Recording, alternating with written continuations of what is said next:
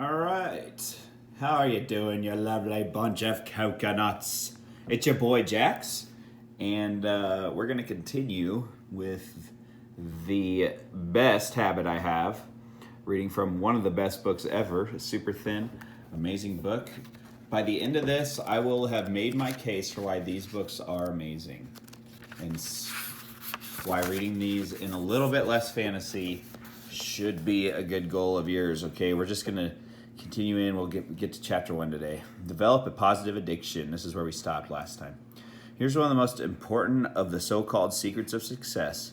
You can actually develop a quote-unquote positive addiction to endorphins and to the feeling of enhanced clarity, confidence, and competence that they trigger. When you develop this addiction, you will, at an unconscious level, begin to organize your life in such a way that you are continually starting and completing ever more important tasks and projects. Very true. You'll actually become addicted in a very positive sense to success and contribution. One of the keys to living a wonderful life, having a successful career, and feeling terrific about yourself is to develop the habit of starting and finishing important jobs. When you do, this behavior will take on a power of its own, and you will find it easier to complete important tasks than not to complete them. That's a very weird sentence, but hey, you understand. No shortcuts. You remember the story of the man who stops a musician on a street in New York and asks how he got into Carnegie Hall? The musician replies, "Practice, man, practice." Practice is the key to mastering any skill. Fortunately, your mind is like a muscle. It grows stronger and more capable with use. With practice, you can learn any behavior or develop any habit that you consider either desirable or necessary. The 3 Ds of new habit formation. You need 3 key qualities to develop the habits of focus and concentration, which are all learnable. They are decision, discipline, and determination. First, make a decision to develop the habit of task completion. Second, discipline yourself to practice the principles you are about to learn over and over until they become automatic. And third, back everything you do with determination till the habit is locked in and becomes a permanent part of your personality. This is a weird one. It requires some mental focus, but it's very useful. Visualize yourself as you want to be. There's a special way that you can accelerate your progress towards becoming the highly productive, effective, efficient person that you want to be. It consists of your thinking continually about the rewards and benefits of being an action-oriented, fast-moving, and focused person. Let me stop right there. He's not exactly correct here. There's a lot of psychology that says you are either this person who moves towards your goals, which is awesome. It's kind of worshipped in our society, but it's not everybody. There are also people who are basically running away from their problems, and both are good. It consists of you thinking continually about the rewards and benefits of being an action-oriented, fast-moving, and focused person. That's the first guy I was describing with the person who's running towards their goals. It's definitely good to have this, for sure, because you're always moving towards what you want. I am developing this, but the other people who are running away from things are solving the problems. They're the people that when a problem arises, they have to deal with it, or it'll basically come up and bite them in the butt. So there is a problem with that, is those people don't really know where they're running to. They're only running away from their issues. You know what I mean? They're dealing with the issues as quickly as they can because it's so painful if they don't for them. However, the other people aren't really running from issues. They're running towards the things that they want and desire, and those issues are going to creep up and pop up. You got to decide for yourself which one you are. But anyway, not that there's anything wrong with what he just said. Oh, not again. Dude, I don't understand this camera. Okay. See yourself as the kind of person who gets important jobs done quickly and well on a consistent basis. You should see yourself as that. Your mental picture of yourself has a powerful effect on your behavior. Visualize yourself as the person you intend to be in the future. Your self-image, the way you see yourself on the inside, largely determines your performance on the outside. All improvements in your outer life begin with improvements on the inside in your mental pictures. This is a very important skill to learn. It's not really talked about in this book, but don't worry, we have books for that. If you have a virtually unlimited ability to learn, and develop new skills, habits, and abilities. When you train yourself through repetition and practice to overcome procrastination and get your most important tasks completed quickly, you will move onto the fast track in your life and career and step on the accelerator of your potential. Eat that frog. Number 1 chapter. Set the table. There's one quality which one must possess to win, and that is definiteness of purpose, the knowledge of what one wants and a burning desire to achieve it. Napoleon Hill, the book, Think and Grow Rich, one of the best books you'll ever read.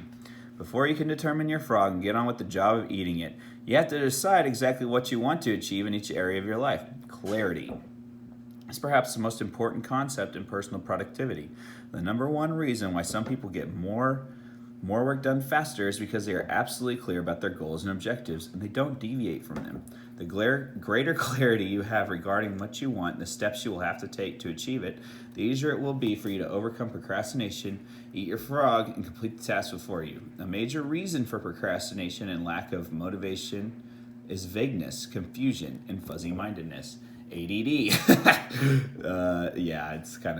This can kind of suck.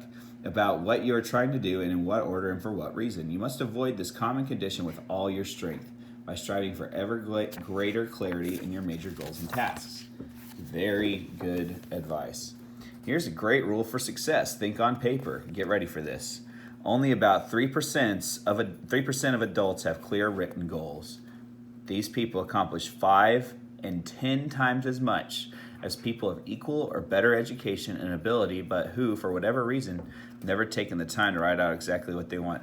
This is a Harvard study that they did where they took a bunch of Harvard graduates and see what their money and conditions were after they graduated, and there was the 3% basically who wrote down their goals and what they wanted, and they achieved about 10 times more money than your average college Harvard graduate. So this is true. This has been studied, and there's a powerful formula. Back to reading. There's a powerful formula for setting and achieving goals that you can use the rest of your life. It consists of 7 simple steps, and any one of the steps can double and triple your productivity if you're not currently using it. Very true. Many of my graduates have increased their incomes dramatically in a matter of a few years or even a few months with the simple 7-part method. Step 1, decide exactly what you want. Either decide for yourself or sit down with your boss and discuss your goals and objective until you are crystal clear about what is expected of you and in what order of priority. It is amazing how many people are working away day after day on low-value tasks because they have not had this critical discussion with their managers. One of the very worst uses of time is to do something very well that need not be done at all. I don't know why I didn't underline that, but I don't have a pen in front of me. That is... Stephen Covey says, if the ladder is not leaning against the right wall, every step we take just gets us to the wrong place faster. That's the book called The 7 Habits of Highly Effective People, another one of the greatest books I ever read. Anyway, step 2, write it down. Think on paper. When you write down a goal, you crystallize it and give it tangible form. Very true. You create something that you can touch and see. On the other hand, a goal or objective that is not written down might as well be a wish or a fantasy. It has no energy behind it. Unwritten goals lead to confusion, vagueness, misdirection, and numerous mistakes. Step 3, set a deadline on your goal. Set sub-deadlines if necessary. A goal or decision without a deadline has no urgency. It has no real beginning or end. Without a definite deadline accompanied by the assignment or acceptance of specific responsibilities for completion, you will naturally procrastinate and get very little done. Let's stop there today. We're going to get to step 4, page 9. Okay, time for me to make my case. Okay, so why do I read these books over fantasy books? Well, think about what it would take to write a book like this. Okay, this guy Brian Tracy, he decided that he knew such a great wealth of information about these 21 ways to stop procrastinating that this guy took his time to literally write a book. How many hours do you think he spent writing this book, or his ghost author, whatever? How many hours? How much research went in to writing a book, even as small as this, but as powerful as this could be to help how many people, who in the heck knows, to teach them literally about something like this is why I love these books. Because here he is, he's got a condensed knowledge of something he feels like he's mastered, and that's what these books are. You can now have access to and even gain this knowledge in short of time before he did anything else. Fantasy books don't offer that. So, anyway, fantasy books offer you archetypal stories, which are stories that are applied to everyone at any given time. What I mean is there's the story of the hero, the person who beats the enemy who's greater than him at first, only to possibly save the princess. This story has literally existed since the dawn of man. Now, it's a great story. It's something that we can teach ourselves over and over again because we forget, because the guy should be the hero, the woman should want to be the princess. There should be something to overcome. Not, maybe not should. I'm not trying to like throw this out as a common thing, but you know what I mean? Everybody kind of feels certain things about themselves, and they're called archetypes. So these are not archetypal stories. This is just pure wisdom, pure intelligence. Archetypal stories take on a different role.